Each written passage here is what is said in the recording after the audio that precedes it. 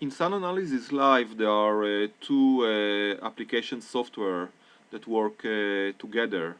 On the left here, you see the recorder. You can see one channel and another channel. You can do up to 10 channels simultaneously.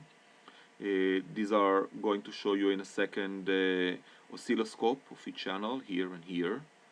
In this area, you can see the playback training.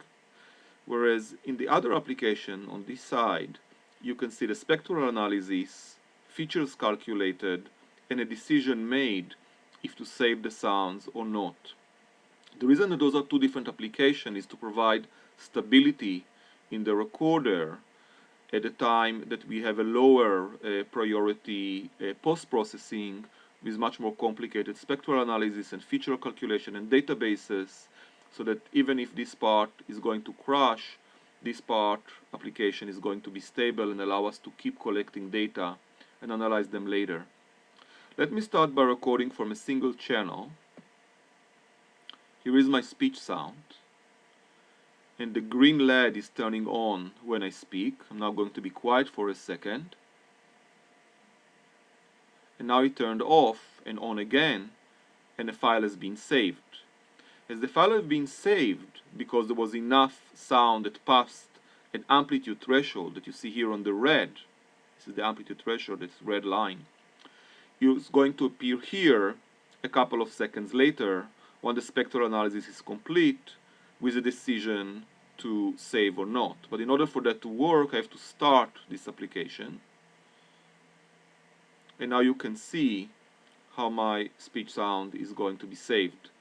Let's try here, for example, with a few whistles.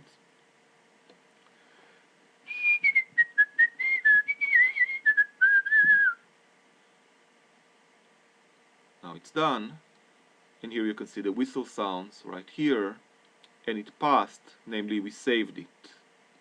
Let's see a little bit more about how sounds are saved in the different stages of the two applications. Let me move to the recording tab.